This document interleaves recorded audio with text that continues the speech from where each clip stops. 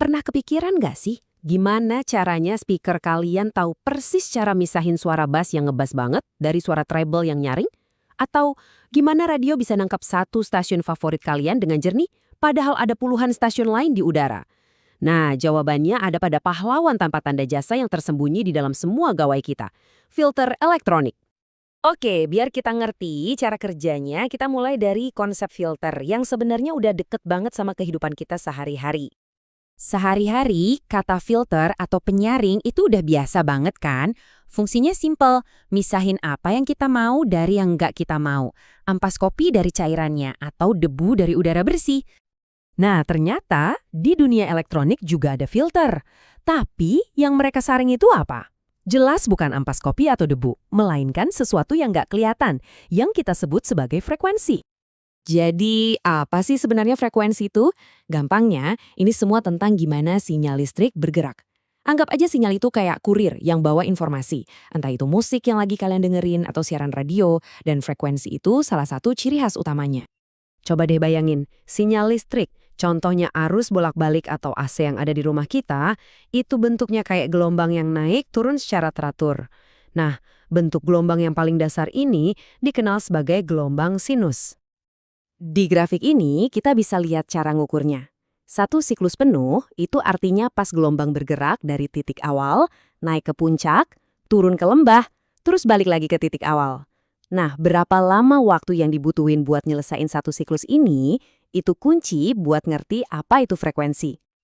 Gampangnya gini deh, frekuensi itu soal seberapa sering si gelombang ini ngulang siklusnya dalam 1 detik. Kalau dalam sedetik ada 50 siklus, artinya frekuensinya ya 50 Hz. Makin banyak siklus per detik, berarti makin tinggi frekuensinya. Terus gimana caranya para insinyur bisa bikin sirkuit yang bisa nyaring frekuensi-frekuensi ini? Mereka pakai 2 keluarga besar komponen elektronik, komponen aktif dan komponen pasif. Yuk, kita mulai dari yang lebih simpel dulu. Komponen pasif. Anggap aja ini kayak batu bata dasarnya sirkuit. Mereka nggak perlu dicolok ke sumber listrik sendiri buat kerja. Mereka cuma bereaksi sama energi yang udah ngalir di dalam sirkuit. 3 komponen pasif utama yang bakal sering kita temuin itu pertama resistor yang kerjanya kayak keran air buat nahan aliran arus. Kedua, ada kapasitor yang bisa nyimpan energi di medan listrik. Uniknya, kapasitor ini lebih gampang dilewatin sinyal frekuensi tinggi. Dan yang ketiga, induktor, ini kebalikannya. Dia nyimpen energi di medan magnet dan lebih suka dilewatin sinyal frekuensi rendah. Nah, sifat unik dari kapasitor dan induktor inilah yang jadi otak di balik cara kerja filter. Oke, sekarang kita pindah ke lawannya, komponen aktif. Beda sama yang pasif, komponen ini perlu makan. Mereka butuh sumber listrik dari luar biar bisa berfungsi. Nah, kekuatan super mereka adalah mereka bisa ngegedein sinyal atau bekerja kayak saklar super cepat. Contoh yang paling beken jelas transistor, yang bisa jadi saklar atau penguat sinyal dan ini tulang punggungnya elektronik modern. Terus ada juga dioda, yang kayak gerbang satu arah buat arus listrik. Dan pastinya sirkuit terpadu atau IC yang sebenarnya adalah sebuah kota super kecil yang isinya jutaan bahkan miliaran komponen aktif dan pasif yang dicetak di atas kepingan silikon. Tabel ini ngerangkum perbedaan utamanya biar gampang. Intinya, komponen aktif butuh listrik tambahan dan bisa ngegedein sinyal, sementara komponen pasif nggak bisa. Perbedaan mendasar inilah yang nentuin gimana mereka dipakai buat ngebangun sirkuit, termasuk filter. Oke, sekarang kita udah kenal sama pemainnya. Yuk kita lihat gimana mereka dirangkai buat bikin 4 tipe filter frekuensi dasar. Ini dia 4 resep dasar filter. Ada filter lolos rendah, lolos tinggi, terus ada lolos pita yang cuma ngelolosin rentang frekuensi tertentu, dan kebalikannya, filter tolak pita yang justru ngeblokir rentang frekuensi tertentu. Yuk kita lihat beberapa yang paling umum.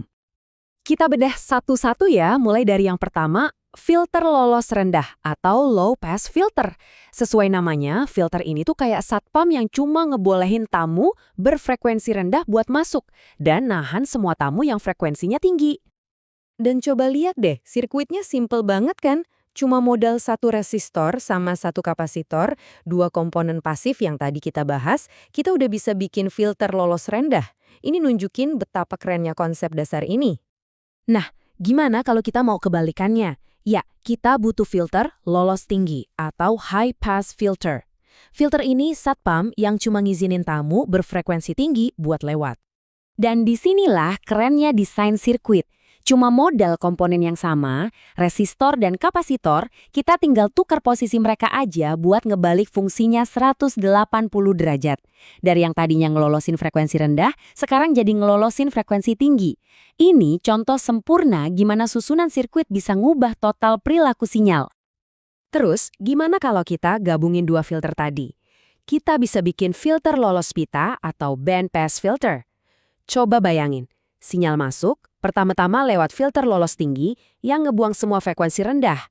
Terus, sisanya lewat filter lolos rendah yang ngebuang semua frekuensi tinggi. Hasilnya, cuma pita frekuensi sempit di tengah yang berhasil lolos. Ini penting banget buat aplikasi yang butuh presisi tinggi. Oke, jadi pertanyaannya, kenapa sih kita harus ribet ini misah-misahin frekuensi di alat-alat kita sehari-hari?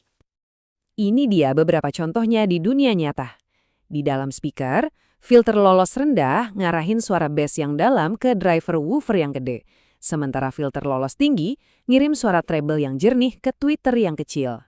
Kalau radio kalian, nah itu contoh paling klasik dari filter lolos pita yang lagi kerja. Dia ngisolasiin satu stasiun favorit kalian dari puluhan sinyal lain yang bertebaran di udara.